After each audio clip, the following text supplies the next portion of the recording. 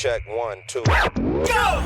Curious about real estate? Yes! Then you've come to the right place. Get the knowledge you need. Get over the fear and get started. This is the Michael Quarles Real Estate Show with your host, Michael Quarles. Hello, everybody. Michael Quarles with the Michael Quarles Real Estate Show. I'm excited. Man, today I have Ty Crandall with me. He is a business credit expert, which sounds fascinating to me. It absolutely sounds fascinating. There are some things that we're going to discuss that I didn't even know existed.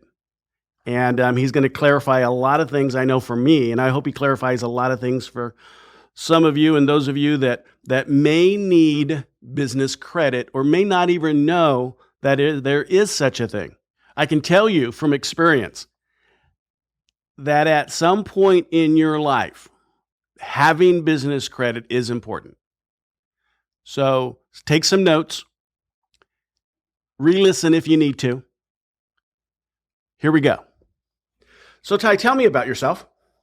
Well, I really consider myself to be a serial entrepreneur. You know, I've been a business owner and been interested in running and owning a business really since I got out of the military many years ago.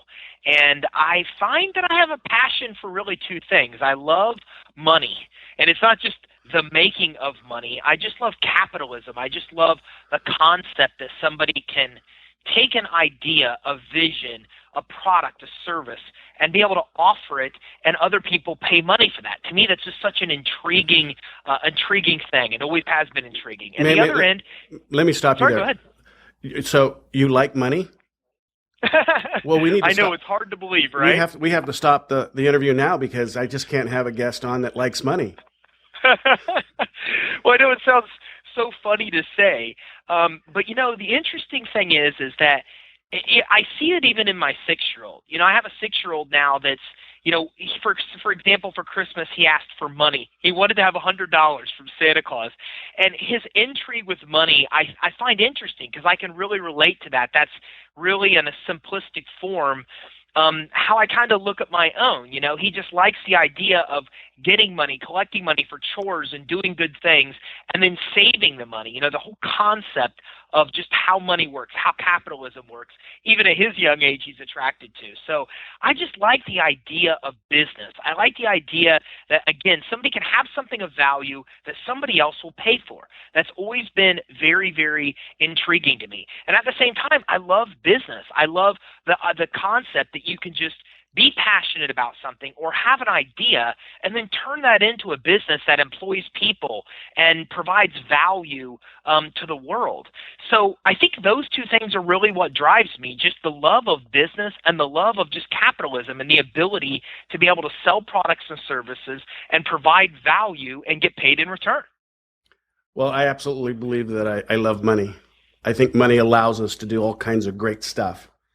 And I'm learning as I grow younger that it allows me to help those that have been less fortunate and who can't help themselves. So without an abundance of money, little things like that wouldn't be possible. Business is intriguing. What is I'm sure you've seen a lot of types of business in your industry. What is the type of business that intrigues you the most?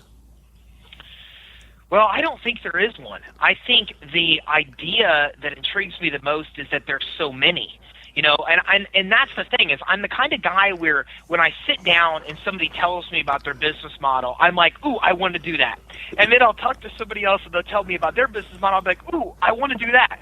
You know, I think it's just the idea that there's so many different types of business models out there, that there's so many different types of businesses and that they function in so many different ways. I think, to me, that's the intrigue.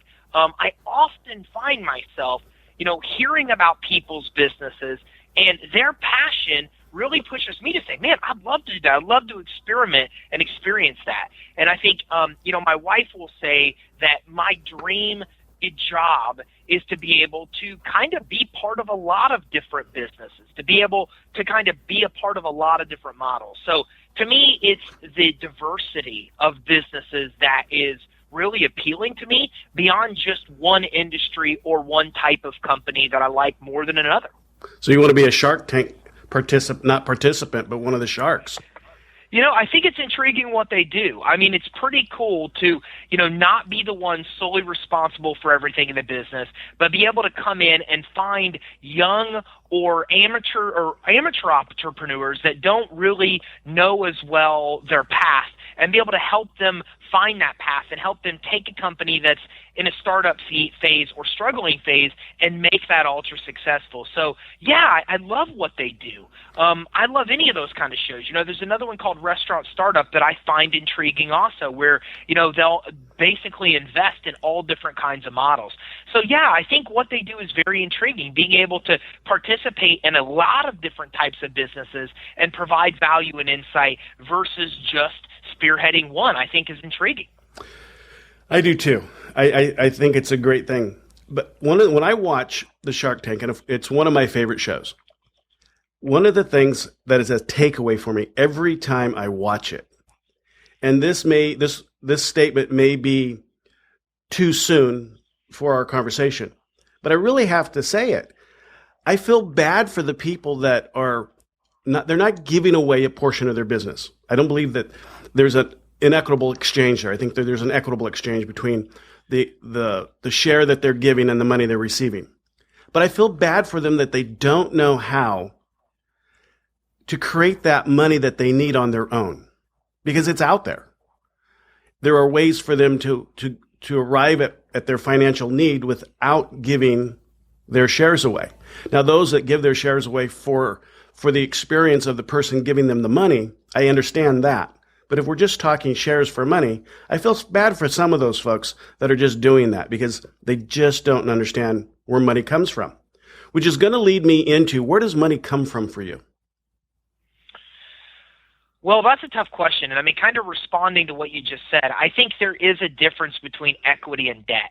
And I don't think there's a right answer of how to do it. I think some people, find more value in providing equity to somebody in return for investment, whether it be cash or energy, or, commitment from somebody else versus debt. And I don't really necessarily know which one of those. I think both of them can provide value if you do it the right way and you're bringing somebody with value into the organization. But, to me, where money comes from that's a pretty tough question, and an open-ended question at that. To me, money comes really from ideas. It comes from concepts. It comes from solving problems. It comes from, again, being able to provide value.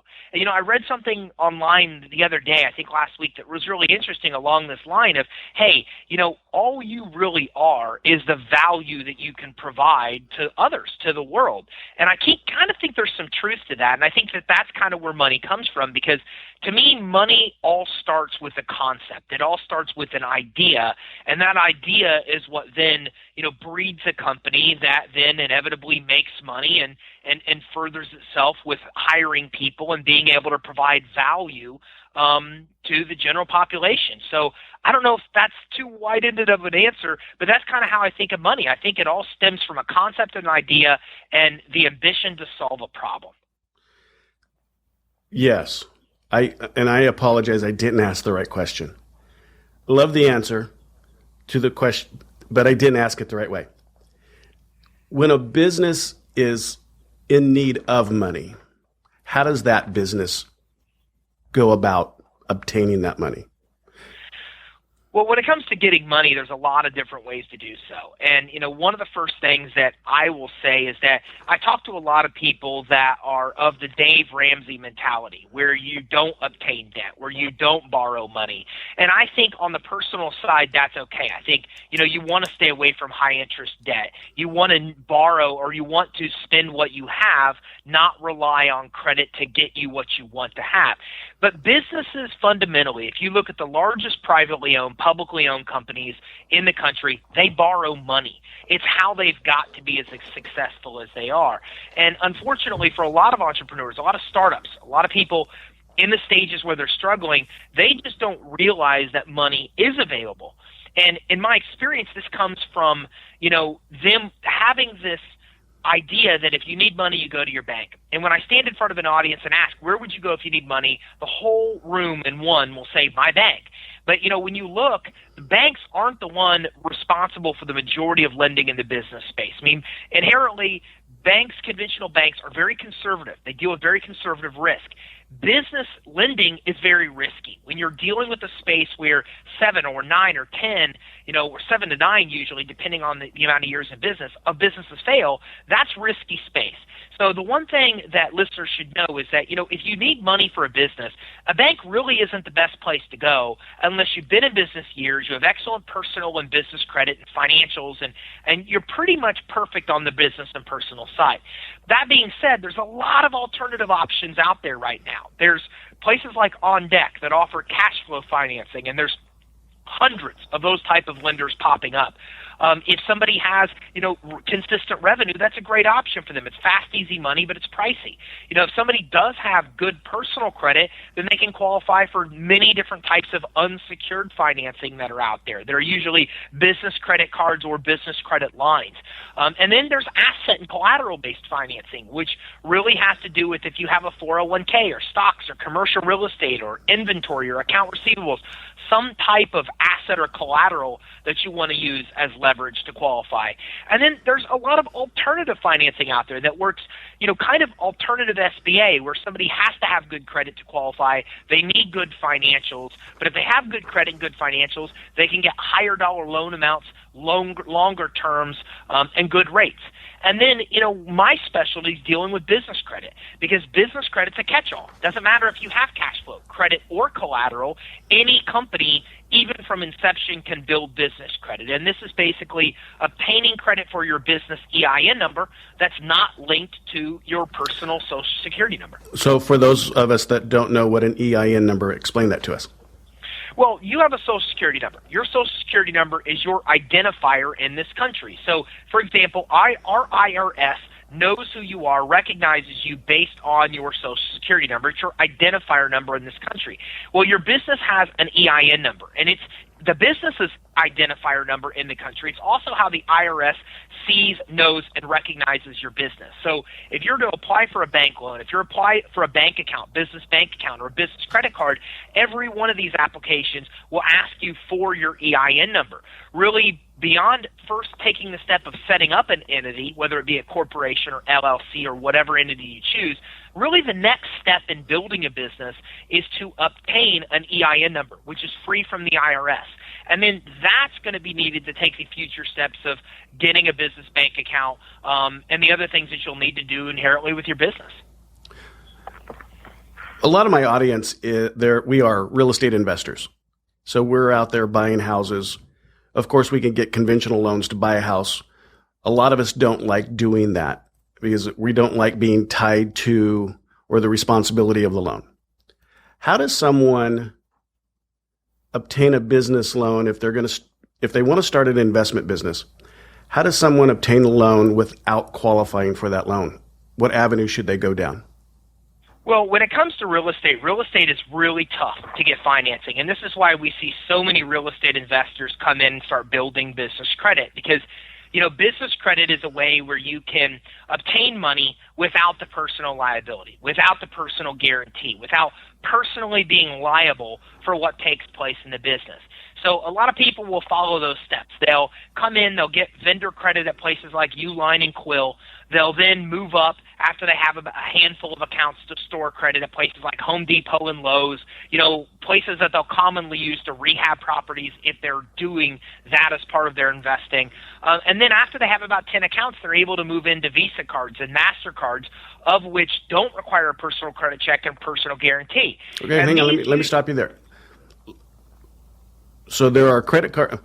I'm not a credit card person. I have them. I don't like them. So I apologize in advance to this question. How does someone go about getting a credit card that they don't personally guarantee? Well, it just comes down to this. The reason you have a personal guarantee is because you don't have enough business credit established. That's why it's needed. So if you're dealing with a company, what most people don't know is that if you go to apply for a loan or you go to apply for a business credit card, they're going to pull your EIN credit. They're going to pull your business credit. So this is provided through Dun Bradstreet, Equifax, and Experian Commercial. So they will pull your business credit profile. Now what happens is most people don't have established business credit. So they pull a business credit profile, there's nothing there, then they come to you and say, we've got to have the personal guarantee because your business can't stand on its own. Now, once a business builds its credit profile and score, in the exact same circumstance, the lender pulls the business credit profile and score, they see what we call trade lines, which are basically accounts that are reporting on there. The accounts are paid as agreed. The person has a good business credit score. They have many 5, 10, 15, 20 accounts reporting on their credit profile and score. What happens is now the business can stand on its own. It doesn't need your personal guarantee. It doesn't need you as the signer or guarantor because the business credit is strong enough where the business can stand on its own to obtain that financing without you being involved. And a perfect example is think about any large publicly or privately owned companies. You know, a business grows beyond the business owner. So at some point, a bank isn't going to care about you as the owner because your company has more assets and value than you do as an individual. And this is why Apple and Dell and any of these type of companies, their CEOs, presidents, owners are not signing guarantors for their debts because the company's credit is strong enough where it can stand on its own. And the owner really doesn't matter much because their value, their assets are only a fraction of what the business actually has. So that's really how business credit works, is you're building a credit profile and score for your business, and then in doing so, the business is strong enough to stand on its own when you start applying for credit, so you don't have to provide that personal guarantee. Got it. I understand it. Most of us aren't Microsoft, Dell, Apple, those kinds of companies. Most of us are mom and pop LLCs or corps. At what point should someone actively start building their business credit? From inception. Because look, most businesses, if you look at the statistics, almost 80% of entrepreneurs are using their own personal credit cards, their own personal funds to fund their business.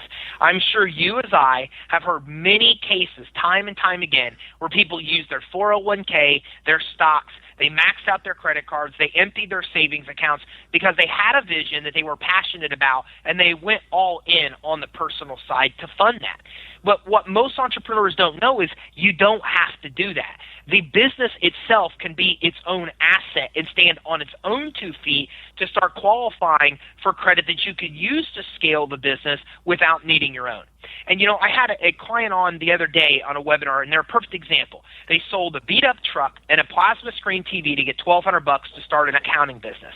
They quickly realized they needed more money. They got in, they started building business credit, and then this gave them the credit cards they needed to furnish the office, to get the computers, to get the things they needed. So it gave them the ability to get what they needed to start the business and start paying on what they were actually borrowing as the company was producing revenues and pay that off. And they continue to do this to grow where they're making, they made over $1 million their first year. Well, that's not common for startups. And it's near impossible to do if you're using personal funds to try to do it. But with business credit, you can do that from inception. You can be able to get everything you need to start and fund your business using the business as collateral and asset instead of you relying on your own personal credit and funds to be able to support the business. So walk me through the steps, if there are steps. I'm sure, if there are 10 steps or 5 steps or 3 steps, walk me through. I'm brand new. I'm a brand new business owner. I want to start down this path of business credit. First, second, third things I should do. Well, the first thing to know is that business credit and consumer credit are pretty much fundamentally built the exact same way. You start with no credit profile and score. You get credit with people that actually report it to the reporting agencies. You use the credit, you pay the bill, and your credit is established. So fundamentally, the two really do function the same. Now, business credit, the one thing to keep in mind is this. If you're applying for brand new credit and you have none, you're a startup, then you have to understand that what you put on the application is going to be worth its weight in gold, because inevitably that's all they have to go off of. When you're building business credit the right way, you do not even put your social security number on the application. So you're submitting an application, your social's not supplied, they can't look at that. Your EIN credit isn't established, they can't look at that. So what's going to happen is they're going to scrutinize your application. They're going to make sure that you are a legitimate, credible company. So they're going to make sure that you have a real business address. If you don't have one, then you might want to invest in something like a virtual address that's offered through companies like Regis. Okay, they're going to make sure you have a business phone, that you're not using a home phone or a mobile phone. They're going to make sure you have a real website and a toll-free number and a fax number. They're going to make sure you have a professional email address. Every line on them on the application needs to reflect that you are legitimate, you are a credible business. If you've done this, then the next step is you want to get started with starter accounts. Now, in the consumer world, we're used to very small limit credit cards or secured credit cards to get us started. In the business world, we start credit with what are called vendor accounts. And these are accounts that will usually give terms let me jump in real quick. Sure. For those that may be listening, define a vendor. So a vendor account is basically not credit issued by a bank, but it's issued by a trade vendor. So, for example, what I refer to a vendor as is somebody that's basically giving you terms like net 30. So instead of a Sears revolving credit card where if you put $100 on it, you pay $20 a month till it's paid off, a vendor account is where you've got 30 days to pay the balance that you accrue in total. Okay, that's what a net 30, for example, account is. So some starter vendors include companies like Uline and Quill that sell office and shipping supplies, reliable office supplies. There's a company called Lachlan and Associates that deals with corporation services. There's a company called Monopolize Your Marketplace that deals with advertising and marketing services.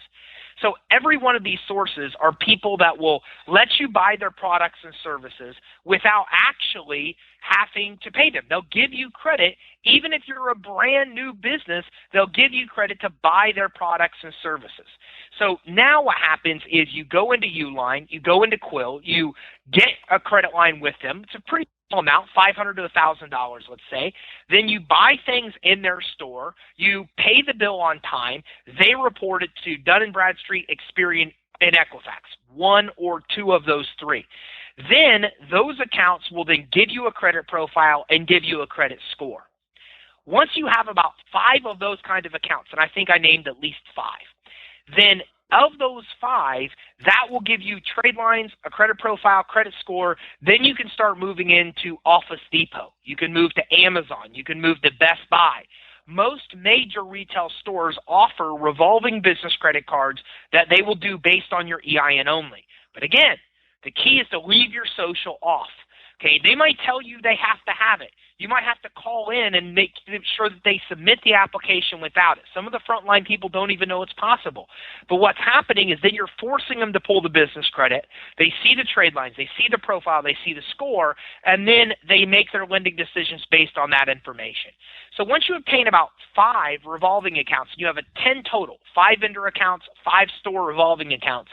Then with 10 accounts and a good credit score reflecting you've paid your bills as agreed, then what will happen is then you can start to go and get cash credit. So Sam's Club, Home Depot are just 2, for example, that offer commercial credit cards that are Visa cards with $5,000, $10,000 limits usually to start that don't require the personal guarantee and don't require the personal credit check. And then from that point, you just continue to do what you do with normal credit. You continue to obtain more credit. You continue to use the credit, pay your bills as agreed, and as you can repeat the cycle, you'll qualify for more and more credit with increasing and increasing limits. And the time period for this, so I'm at day 0. At what point can I reasonably believe that I could have these lines of credit with Sam's Club and those kinds of people? Once you're set up credibly, then you can start getting vendor accounts right away. Those accounts will typically report in 30 to 60 days. They can go as long as 90, but from my experience, most of them report within 30 to 60 days. 30 to 60 days, you have your 5 accounts reported, then you can start to get store credit. You obtain 5 more store credit accounts, give them another 30 to 60 days to report, and you're able to get cash credit. So the whole process to get the cash credit takes about 4 to 6 months. 4 to 6 months. Now, when you're saying some of these things, and like I have a Uline account, and boy, it almost seems like I'm doing myself a disservice by paying my Uline account when they deliver. Like I don't want them to bill me. I've always had that attitude. Am I, in fact, harming myself by not allowing Uline to send me a bill? Well, it's not that you're harming yourself. I think you're very financially responsible.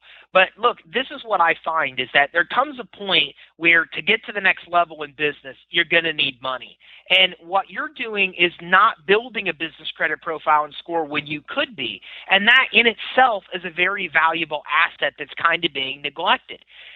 Business credit, you've got to be careful of, because not only does every bank and every credit card company and any type of money you apply for pull business credit, but I can pull your business credit. Right now, I can pull your business credit. I don't need your permission to do it. So your prospects, your clients, potential buyers of your company, investors in your company, your competitors, any of these people can see your business credit profile. So it's a very valuable asset that you want to make sure is established, that you want to make sure that you have good and established credit, because that in itself is a reflection of you and your business.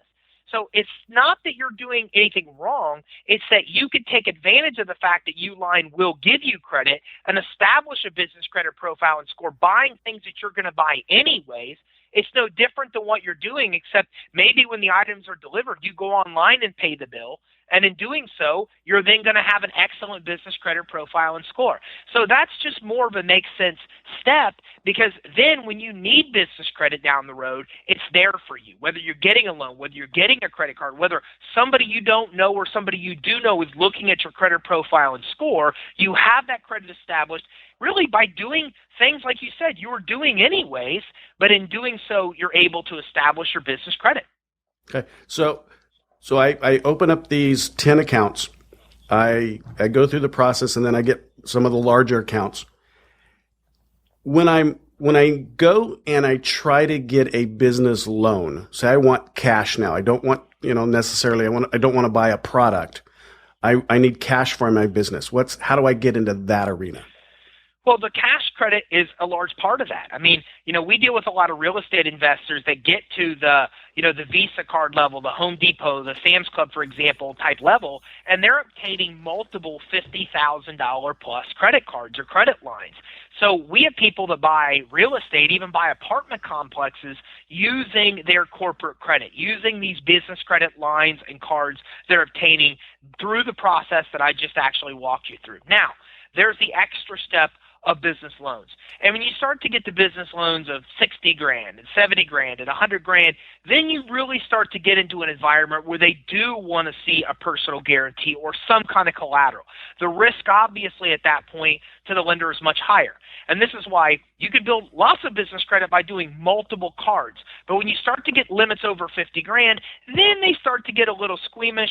Then actually you're going to find credit issuers and lenders might want a guarantee. They might want some kind of collateral to offset the risk. But at that point, even at that point, they're still going to look at your business credit. It's going to be the driving factor. So when you apply for a credit line, when you apply for a loan, then at that point, they're going to want to see that you have established and good business credit. They also might want, depending on the actual amount that you're applying for, want to look at your personal credit and any other factors such as financials or collateral. Again, it depends on the type of financing that you're qualifying for. This may be a naive question, and I apologize if it is. I'm thinking if I've wanted to go, I was brand new. I wanted to set this thing up from scratch, but I wanted to make sure that I was dotting all my I's and crossing my T's correctly. And I didn't want to do it myself, meaning maybe I have other things to do. Maybe I just want to make sure it's done as perfect as it can be done. Who do I go to? Well, with business credit building, I think if you do any research, you'll find that, our company Credit Suite is really one of the biggest companies that's out there. And this is kind of how I got to where I am, is that I'm somebody that lost everything. I built a mortgage company, successful company at a very young age, walked through the crash, lost it all in large part because I personally guaranteed my money. And when I discovered business credit existed, I was very upset and very frustrated that there weren't companies out there that were promoting it, that it wasn't easy to find. And that's what led me to actually building Credit Suite. And since that time, we've really dominated the business credit space because there's really not a lot of companies out there. So you've got a couple options. First of all, if you go to actually our YouTube channel, and you could type in Credit Suite, which is SUITE, in YouTube, or you could even type in business credit. You'll see we're about 40% of that first page.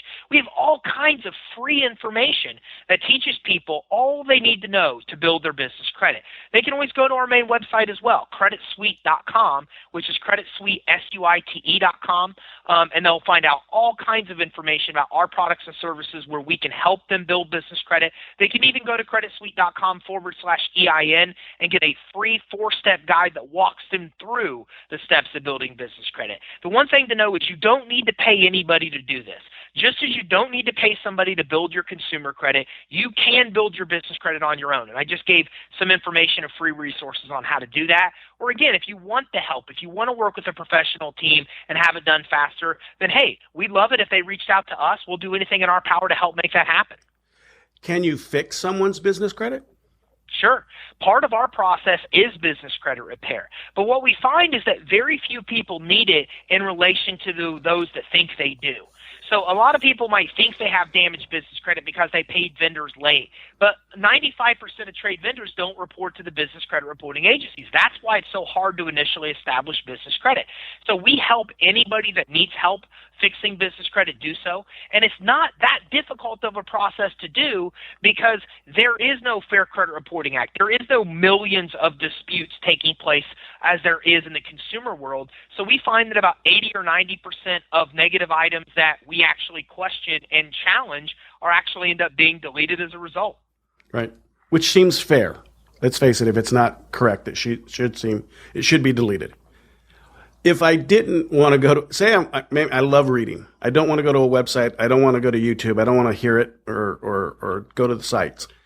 Is there anything else to read? Do I go to Barnes & Noble, Amazon? What book could I buy? I have a book out there called Business Credit Decoded. And if anybody searches my name or searches Business Credit Decoded on Amazon, that will walk them through the actual steps of building business credit. Now, again, like I said, there's a lot of free resources without having to buy anything where you can obtain that. But you'll find that I actually have a book on Amazon that's one of the best-selling books on business credit that really walks somebody through the actual process as well. And we have a podcast, the Business Credit Financing Show. So even if you're like me that likes to listen to content while you're doing other things, then there's another way that you can obtain that kind of information, actually hearing it versus reading. So there's a couple different resources and ways that your listeners can get information. Outstanding. It wasn't, that question, by the way, wasn't directed at your book, but I'm glad you have a book. And I'm not trying to self-promote either. I promise you I'm not. It's just part of the reason that we exist and I'm here is because there isn't all of this predominant information about business credit. I mean, you can go to Google and search business credit and go many pages deep before you find companies that really offer it. Yes. So I promise I'm not trying to self-promote. It's just hard to find a lot of content out there about business credit. That's part of the reason we exist, because there wasn't information out there that's really readily available. One of my service providers, who I see quite often, one day she came up to me. She says, "Tell me about Dun Bradstreet." And I said, "Well, I guess it's Dun Bradstreet because I don't directly know." And she says, "Well, they keep calling me. They keep calling me and want to know about my business. What do I do?" What does she do? Well, the first thing you need to know is that there's a difference between Dun & Bradstreet and Dun & Bradstreet Credibility. Dun & Bradstreet is a very large, very well-known, publicly owned company. As a matter of fact, we've had 5 U.S. presidents work for Dun & Bradstreet, whether it be mercantile agency or whatever they were called throughout their history. Dun & Bradstreet Credibility, whole different story. They have only been around for less than 6 years. They have serious reputation issues. They're calling anybody and everybody that's a business to try to convince them that they have to pay thousands of dollars to establish business credit. This isn't my opinion. If you research, you'll see that about every year they've been in business, they've obtained at least one class action lawsuit because of this kind of misleading tactics. So the one thing that everybody needs to know is that you don't need to pay for a DUNS number. You don't need to pay to activate your credit profile and score. This is something that Dun & Bradstreet Credibility says that you do have to do. You don't. Those things are absolutely free. And everybody needs to know that you do not need to pay to build business credit. So even though Dun & Bradstreet Credibility will try to sell what they call a credit builder program, it's nothing anybody needs to pay for. And if they get a call saying, "Hey, look, somebody's looking into your business, they're seeing nothing," nobody's looking into your business. They're following the same script for everybody they call. That's part of why they have so many lawsuits against these misleading tactics. So some insight out there. You're dealing with Dun Bradstreet Credibility. You don't have to buy what they're selling, and more than likely, then nobody actually inquired, and that's the reason they called. They're just calling because you're one of every business in America that they're actually calling to solicit their services to. That has to be frustrating because they sound so important. And that if you call them and in fact they are not necessarily doing things they should be doing, that's unfair for the consumer. Well, and that's the premise, is that Dun & Bradstreet separated credibility because they wanted a way to kind of be borderline almost unethical without it being their company that was doing it. And look, this is why they have so many class action lawsuits. And if you look, a lot of the major news publications out there have reported exactly what I'm telling you. It's okay to say, look, I have something of value that you may want or need. Where the line is crossed is where they call entrepreneurs and say, somebody's looking into your business, you don't have anything established, it looks like you're unestablished or near bankruptcy, you need to buy this. Well, that's when you get into, misleading. This is where it's unethical. Preying on people that should be preyed on. Yeah, I get that. Yeah, and that's problematic. So you need to, your listeners, that's a great question. Your listeners should know this because this is common. They will call you and they will resort to those kind of tactics. And the defense to that is not return their call, not talk to them. How can a person who may be a little bit naive but doesn't want to go down that road with them, what do they say besides hang up? Hang up. Okay. I mean, say you're not interested, like anything else. You just have to keep in mind they're a telemarketer that's calling you following a script. That's exactly what's taking place. And you have to treat it as such. You hang up, or you tell them you're not interested and you hang up, and you understand that everything they're saying is just a scripted tactic to get you to buy their product and service. Yep, makes sense to me. I have one last question before we go, and I appreciate the time you've spent with us. But I've got to ask, what's your 6-year-old going to do when he grows up? I got to tell you, I asked him that the other day. It's so funny because he asked me, he said, Dad, what is rich? And I said, well, that's an interesting question, son.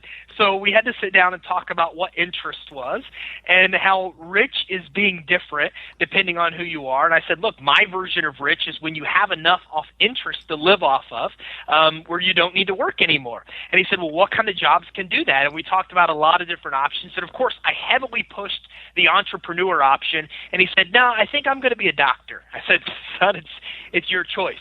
So I don't know. I think he's a little too young to know that. I think he has more of an engineering type mind. So I think that he might end up in an engineering type field. But according to him, in this moment, I think it's a race car driver, football player, or doctor. Well, naturally, yes. Who wouldn't want to be a race car driver when you're 6? And that sounds like the job to have. Well, this has been fun. Tell everybody again how they can find you, what you can do for them when they do chat with you, and we'll end it there. Sure, absolutely. They can go to our website, which is creditsuite.com. That's SUITE, creditsuite.com/EIN. Grab a free guide on step-by-step building their business credit.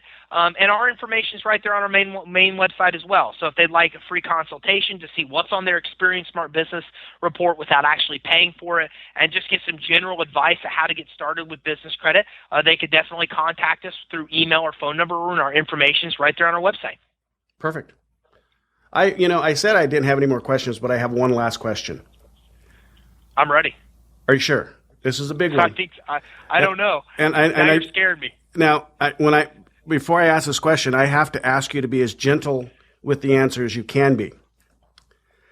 I know I didn't ask something that most people ask that chat with you. What was that? I think it might be the biggest mistake I've ever made business-wise and what I learned from that mistake. Myself personally, it actually had to come down to personally funding my business, putting a personal guarantee out there when I didn't actually need to. And like I said, the end result of what I learned from that was that you don't have to. That's what kind of led me to understand what business credit is and that there's a way to obtain and get money without you putting your personal financials in harm's way. I love it. Absolutely love it. I believe personally in the water faucet business, so I kind of get that a little bit. Thank you for being on the show. Yeah, well, listen, thank you so much. I had a lot of fun, and I'm really, really, really honored to be here. Thanks again. Thank you. Talk to you soon. Well, that was exciting. I enjoyed that.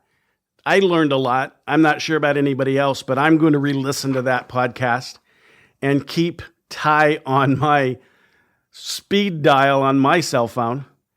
It's amazing to me. And it just, every day I'm reminded that what I know isn't everything. So I know I don't know everything.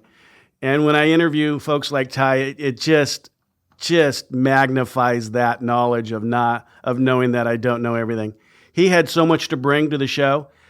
One of the things for those of you that were interested in contacting him, he absolutely didn't want to self-promote. He was trying hard not to.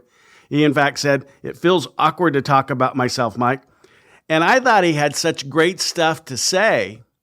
His material and what we could learn from him was so fascinating and abundant and quite frankly, actionable. I mean, you could take steps. I mean, you could go down tomorrow, get that EIN number, and start your path to business credit. I don't have a problem at all asking him to tell people how to find him. And I just think that's part of what we're supposed to do here is when we have a guest, one who's responsible and professional and who can help, who's not just out there taking up airspace, but who can actually help us. Well, we have to magnify him or them. And I hope you appreciate that. I'm going to do it again. And every time I have a guest on I think is important, I'm going to ask them to tell you about themselves. And you take it from there. Until next time, bye-bye. Thanks for listening to the Michael Quarles Real Estate Show. Get more info and stay in touch at michaelquarles.com.